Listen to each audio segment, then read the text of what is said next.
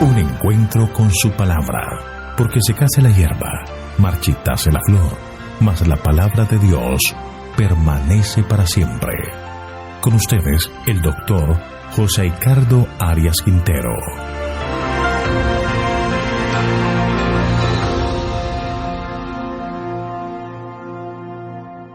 Iniciamos nuestro estudio del libro de Amós. Voy a invitarte para que oremos. Querido Señor, te agradecemos por las bendiciones que nos has otorgado. Te pedimos en este momento que nos acompañes por medio de tu Santo Espíritu para que al abrir la Escritura podamos comprender el mensaje que tienes para nosotros. Danos entendimiento, comprensión de tu palabra, ilumina nuestras mentes. Te lo pedimos en el nombre de Jesús. Amén. Comenzamos el estudio de otro libro profético, el libro de Amós. El libro, como ocurre con otros libros incluidos en los profetas menores, lleva el nombre del autor, Amós, que significa el que lleva una carga. Y este nombre va con el ministerio que desarrolla, ya que le fue dado dar los graves y solemnes mensajes que venían de parte de Dios. El resumen de la vida de Amós lo presenta en Amós capítulo 7, versículos 14 y 15. Entonces respondió Amós y dijo a Amasías: no soy profeta, ni soy hijo de profeta, sino que soy boyero, y recojo higos silvestres. Y Jehová me tomó de detrás del ganado, y me dijo: ve y profetiza a mi pueblo Israel. El oficio de Amós era el de pastor, además era un agricultor. Da la impresión que era un hombre muy pobre, independiente, que no fue preparado en la escuela de los profetas, pero quien el Señor llamó para hacer una obra especial para él. Dios llama a los hombres sencillos para hacer obras especiales. Las palabras de Pablo se aplican a la vida de Amós y a muchos de nosotros. Leamos 1 Corintios capítulo 1, versículo 27. Sino que lo necio del mundo escogió Dios para avergonzar a los sabios, y lo débil del mundo escogió Dios para avergonzar a lo fuerte. En los planes de Dios, lo que hace al hombre idóneo para el servicio divino depende más de lo que es que de lo que tiene. Una vez Amós recibe el llamado, se traslada a vivir a Betel, donde Israel había levantado un becerro de oro y era adorado. Amós es considerado un profeta importante por su elocuencia sencilla y llana y lo elevado de su pensamiento. Era un hombre perspicaz para entender el poder de la sabiduría y la santidad de Dios. Nada se sabe de su final. Es muy difícil de determinar con exactitud los años del ministerio de Amós, aunque entrega algunos detalles, como en el capítulo 1, versículo 1, donde dice las palabras de Amós, que fue uno de los pastores de Tecoa, que profetizó acerca de Israel en los días de Usías, rey de Judá, y en los días de Jeroboam, hijo de Joás, rey de Israel, 2 años antes del terremoto. No se puede determinar con exactitud cuándo ocurrió el terremoto, pero por la mención de los reyes Usías en Judá y Jeroboam en Israel, se cree que su ministerio debe ser en algún momento entre el 767 y 753 a.C. En esta época en que Israel y Judá avanzaron militarmente, consiguieron estabilidad económica y tuvieron mucha riqueza, había seguridad y prosperidad, y los frutos de la prosperidad, cuando no son debidamente orientados, pues viene a dar orgullo, lujo, egoísmo y opresión. Estos se veían en ambos reinos. El propósito principal de Amós fue llamar la atención del pueblo de Dios a sus pecados y, hasta donde fuese posible, instarlo a arrepentirse. Reprendió los pecados causados por la prosperidad material, los despilfarros, las orgías y el libertinaje de los ricos, los cuales oprimían a los pobres y pervertían el derecho mediante cohechos y extorsiones. Este profeta amonesta a Israel, Judá y a las naciones circunvecinas acerca de los castigos divinos que sin duda vendrían sobre ellas si persistían en su iniquidad. Sin embargo, el libro termina con un cuadro glorioso del triunfo final de la justicia sobre la iniquidad. Capítulo 1. Juicio contra las naciones vecinas. El tema del capítulo 1 y el capítulo 2 de Amós es el juicio de Dios sobre las naciones vecinas y termina con el juicio sobre Judá e Israel. Es como decir que si los paganos merecían castigo, Israel, que tenía más luz, que disfrutaba de las bendiciones del cielo, no podía escapar del castigo, ya que su responsabilidad era mayor. La introducción del libro está en los versículos 1 y 2 de este capítulo. Leamos. Las palabras de Amós, que fue uno de los pastores de Tecoa, que profetizó acerca de Israel en los días de Usías, rey de Judá, y en los días de Jeroboam, hijo de Joás, rey de Israel, 2 años antes del terremoto. Jehová rugirá desde Sión, dará su voz desde Jerusalén, los campos de los pastores se enlutarán y se secará la cumbre del Carmelo. El pastor de Tecoa. Tecoa es un distrito rural arenoso y algo estéril a unos 8 kilómetros al sur de Belén. Va a pronunciar entonces allí unas palabras que vienen de Dios. El ministerio de Amós, igual que el de Oseas, fue el que profetizó acerca de Israel. Así que su ministerio fue dirigido principalmente al reino del norte, aunque menciona también a Judá. Y se dice que fue antes del terremoto. La historia secular aún no ha aclarado este suceso. Sin embargo, mucho tiempo después el profeta Zacarías menciona este terremoto.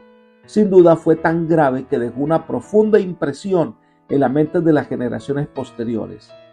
El mensaje comienza describiendo el actuar de Dios. Dice, rugirá Jehová. La voz de Dios se oye desde Jerusalén, porque allí está el templo. No mora en Dan ni en Betel, donde Israel había levantado un becerro y lo adoraba como Dios. Su lugar está en el templo de Jerusalén, donde todos deben venir y adorarle. Y cuando Él ruge, es una expresión que el Señor va a castigar a su pueblo, y allí la descripción del luto en el campo de los pastores y la infertilidad en el monte Carmelo. El primer juicio divino es contra Damasco, versículos 3 al 5. Lo primero que se destaca es que el mensaje de Amós pronuncia, este viene de Dios. Leamos el versículo 3. Dice, así ha dicho Jehová. Es el Dios el que está hablando. Es Dios el que entra en pleito con su pueblo. Antes que ocuparse de Israel, Amós pronunció juicio contra algunas naciones paganas vecinas porque habían perseguido al pueblo de Dios. Si los paganos merecían castigo, Israel no podía escapar, pues tenía una luz mucho mayor. Entonces viene la sentencia divina. Sigamos leyendo el versículo 3. Por 3 pecados de Damasco y por el 4 no revocaré su castigo, porque trillaron a Galaad con trillos de hierro. Esta frase la encontramos en todo este mensaje. En aquella época, 3 pecados eran suficientes para probar que un mal era intencional e incurable, es decir, que estas naciones habían excedido el límite. El cuarto era mencionado para significar una medida plena y completa. El pecado persistente da como resultado una culpabilidad acumulada. Dios es muy paciente con los impíos, pero finalmente estos cruzan el límite de la tolerancia divina.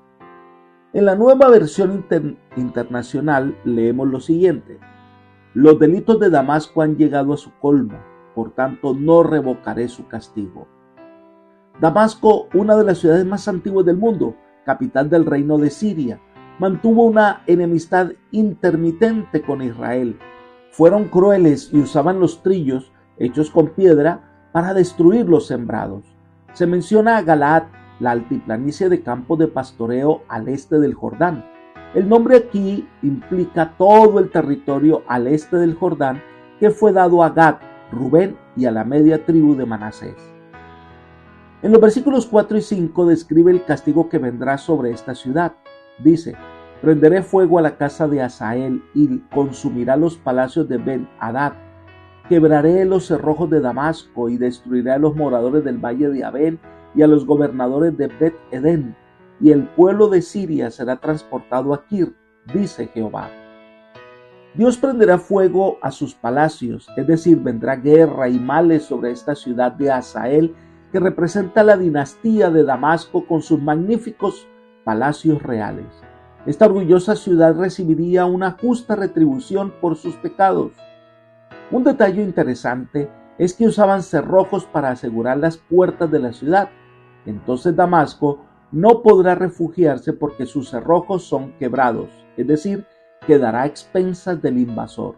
Serán destruidas sus magníficas ciudades y los sirios serán llevados cautivos. Esto se cumple cuando Tiglat-Pileser III saqueó a Damasco. Lo que ocurrió está en 2 de Reyes, capítulo 16, versículos 7 al 9. Leamos. Entonces Acaz envió embajadores a Tiglat-Pileser, rey de Siria, diciendo: yo soy tu siervo y tu hijo. Sube y defiéndeme de mano del rey de Siria y de mano del rey de Israel, que se han levantado contra mí. Entonces, tomando Acaz plata y oro que se halló en la casa de Jehová y en los tesoros de la casa real, envió al rey de Asiria un presente y le atendió el rey Asiria. Pues subió el rey de Asiria contra Damasco y la tomó y llevó cautivo a los moradores a Kir y mató a Rezín. La profecía de Amós tuvo su cumplimiento exacto. El segundo juicio que aparece en Amós es contra Gaza, versículos 6 al 8. Este es un juicio contra los enemigos tradicionales de los hebreos. Leamos el versículo 6. Así ha dicho Jehová: por 3 pecados de Gaza y por el 4º no revocaré su castigo, porque llevó cautivo a todo un pueblo para entregarlo a Edom. En otra versión, lo que quiere decir es que los delitos de Gaza han llegado a su colmo. Por eso el Señor los castigará. Está hablando de los filisteos, los eternos rivales de los judíos. Muchas batallas entre estas dos naciones. El Señor menciona la ciudad de Gaza, que está en la frontera sur, pero se mencionan también otras ciudades filisteas como Asdod, Ascalón y Ecrón. Esta nación fue conquistada por el rey de Egipto. Posteriormente fue sitiada por Alejandro Magno durante 2 meses y también por otros invasores. Leamos los versículos 7 y 8 de Amós capítulo 1. Prenderé fuego al muro de Gaza y consumirá sus palacios. Destruiré a los moradores de Asdod y a los gobernadores de Ascalón. Volveré mi mano contra Ecrón y el resto de los filisteos perecerá, ha dicho Jehová el Señor. Cada una de estas ciudades tenía su propio rey, pero juntas formaban una confederación para consultarse mutuamente y colaborar. Asdod, conocida también como Azoto, estaba a unos 30 kilómetros al noreste de Gaza y a unos pocos kilómetros del mar. Asdod fue capturada por Usías, por Sargón, rey de Asiria, y por Psamético, el rey de Egipto. Ascalón, esta era la única ciudad filistea importante situada en la orilla del mar. Aunque el puerto era pequeño e incómodo, tenía un comercio activo, que era su principal fuente de poder e importancia. Ecrón, esta ciudad estaba a unos 17 kilómetros al noreste de Asdod. Todas ellas eran ciudades muy importantes para los filisteos. Sin embargo, el juicio de Dios vendrá sobre cada una de estas ciudades porque rebasaron la paciencia de Dios. Ahora, el tercer castigo que menciona el capítulo 1 de Amós será sobre Tiro. Veamos los versículos 9 y 10. Sí, ha dicho Jehová, por 3 pecados de Tiro y por el 4º no revocaré su castigo, porque entregaron a todo un pueblo cautivo a Edom y no se acordaron del pacto de hermanos. Prenderé fuego al muro de Tiro y consumirá sus palacios. Tiro era la principal ciudad de los fenicios. Tiro era una ciudad mercantil en esos días, levantada orgullosamente. Amós no acusó a Tiro de haber llevado cautivos a los judíos, sino de haberlos entregado a los edomitas, ya que se unió con los filisteos en contra de los hebreos, violando el pacto hecho con David y Salomón. Dios los hace responsables por la crueldad con que los edomitas trataron a los hebreos. Delante de Dios, una persona es tan culpable por el crimen que instiga como por el que él comete a sí mismo. Posteriormente, Tiro fue totalmente destruida por Alejandro Magno. El juicio ahora es contra Edom. Veamos los versículos 11 y 12. Así ha dicho Jehová, por 3 pecados de Edom y por el 4º no revocaré su castigo, porque persiguió a espada a su hermano y violó todo afecto natural. En su furor le ha robado siempre y ha guardado perpetuamente el rencor. Prenderé fuego a Temán y consumiré los palacios de Bosra. El profeta Amós procede a condenar a las tres naciones consanguíneas de Israel, Edom, Amón y Moab. La primera es la denuncia contra el reino de Edom. Era la más íntimamente relacionada y también la más hostil con los israelitas. Estos eran descendientes de Esaú, hermano gemelo de Jacob, por tanto pariente cercano de los hebreos. El Señor dice, porque persiguió a espada a su hermano y violó todo afecto natural. Es malo odiar a un enemigo, peor odiar a un amigo y peor odiar a un hermano. Y esa es la historia de los descendientes de Edom, que fueron ingratos con sus hermanos, y se mencionan las ciudades principales de Edom, que recibirán el juicio divino, Temán y Bosra, de las cuales no queda hoy existencia. En los versículos 13 al 15, el profeta declara que el castigo ahora vendría sobre Amón. Leamos. Así ha dicho Jehová, por 3 pecados de los hijos de Amón, y por el cuarto no revocaré su castigo. Para ensanchar sus tierras, abrieron a las mujeres de Galaad que estaban embarazadas.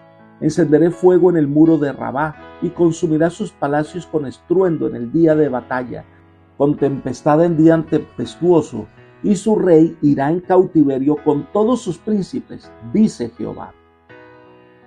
Estos estaban emparentados con los hebreos, porque eran descendientes de Lot, sobrino de Abraham. Fueron un pueblo hostil para los hebreos. La envidia de los amonitas fue lo que hizo que contrataran a Balaam para que maldijera a Israel. Hubo muchas luchas entre ellos que mostraron la crueldad de los amonitas. Por eso el Señor los castigará. Rabá era su capital y ella será destruida. Se dice que Nabucodonosor la tomó y la destruyó. La ira de Dios vendrá como una tempestad, y el rey, al parecer, es una referencia a su Dios principal, pues será llevado cautivo.